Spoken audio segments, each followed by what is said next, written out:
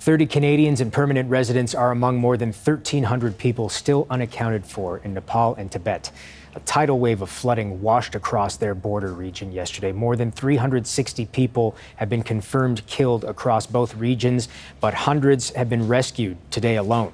This video shows the sheer destruction left in the aftermath. Massive mudslides, swamped roads, bridges swept away, homes destroyed. Authorities say the floods were triggered by an avalanche of ice and rock. A group of scientists have been reviewing satellite images of the flooded areas in the region to try and figure out the cause of the floods. One of them is my next guest.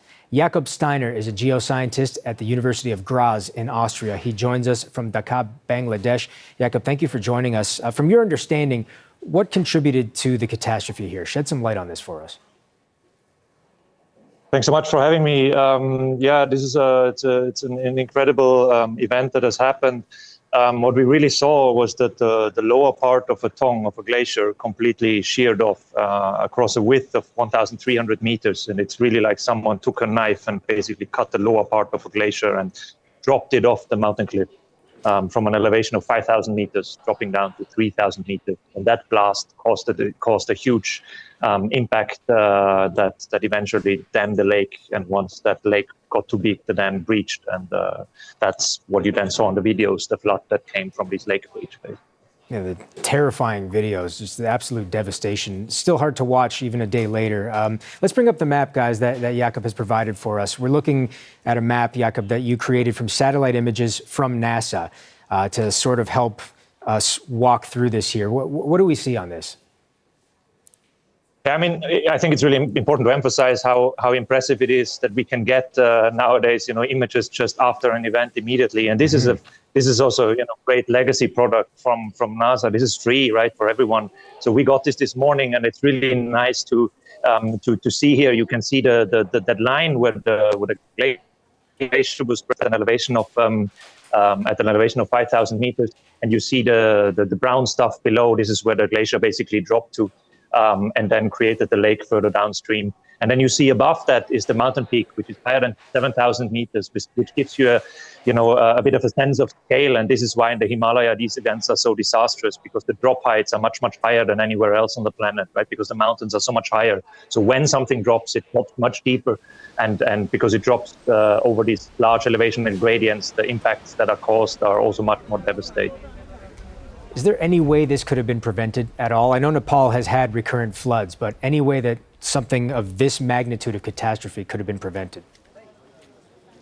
I mean, this event itself could only have been prevented if we as a society across the globe made different decisions 15 years ago on how we use our resources, right? I mean, yes, climate change here had a role, but that specific event, we couldn't have stopped that a week ago. What could have been prevented is that we were better prepared and warned people in advance, so it wouldn't have happened what you saw in those videos, that people had to run away. They should have been warned in advance, especially because exactly 1 year ago, a similar event happened in the same location. So, we kind of knew that this was a risky area, and we were working together with Nepal government to prepare them for this. But these are challenging times also geopolitically for Nepal, a new government institute, and it is a transboundary area. So this is exactly on the border with China. So there has to be coordination between two countries, which is very challenging.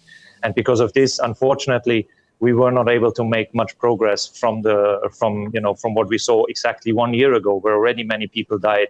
And now we are faced with this, and hopefully this will not go in vain, and we will be prepared for the next event, which will for sure come. Can you give us a little more information on that? In your role, as you mentioned, you advise the government of Nepal when it comes to things like climate change. What are some of the specific suggestions that you've made to them, and why haven't they been implemented?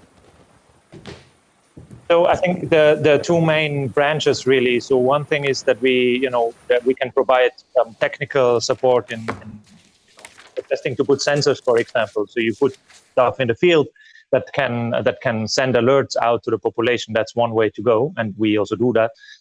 But the other way, and this is what we are trying to emphasize more, is focusing on analyzing the satellite imagery, right? Because we can do this at our fingertips from our computers. And this we have been trying to do in workshops, but unfortunately, capacities are also limited in the country.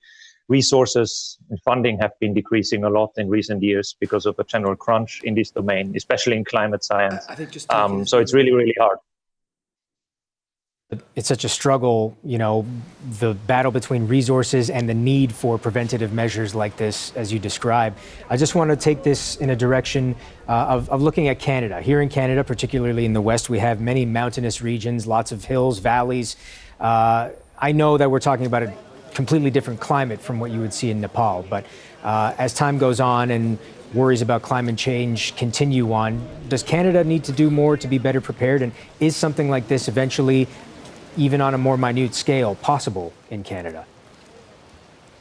I think, yes. So this is absolutely possible in Canada, like you suggest. I mean, the mountains are different, of course, in terms of scale. I think it's also pertinent to note that actually the leads and the projects that we work on are from Canada. So we are working here with Canadian expertise leading the way in Nepal, right? So the experiences that we have from Canada are going directly to Nepal because we had experiences that are comparable in Canada before. There were disasters with glaciers in the country before. I would not say that exactly something like this is going to happen in Canada. Canada is different than Nepal. And also it's more, in terms of infrastructure, it's a little bit more developed than Nepal in this sense, which makes a big difference, right? It's not just the hazard; it's also the way, the exposure of people to the hazard that contributed to the disaster we saw in the last 2 days. So, Canada is in many ways more prepared. And an important part is really where Canada is leading the way. It has been listening to the people who live in these areas, right? Especially indigenous voices, which is something that in Nepal, we have indigenous peoples who live in these regions as well. And they have actually been telling for this mountain, many climbers do not climb it because it's an angry mountain. And they are proven right every year again and again because events have happened here before. So this kind of indigenous knowledge from communities is really important, and that's something that where Canada has been investing a lot. So I think there are many positive aspects that the country is taking towards this. But because climate change is a global thing, yes, of course, it will also face these challenges in future. No country can escape from that. In this case, no country that has mountains, right? All right, we'll have to leave it there. Jakob Steiner is a geoscientist at the University of Graz in Austria. He joins us today from Bangladesh. Jakob, thank you so much for your insight. We really appreciate it. Thanks so much for having me.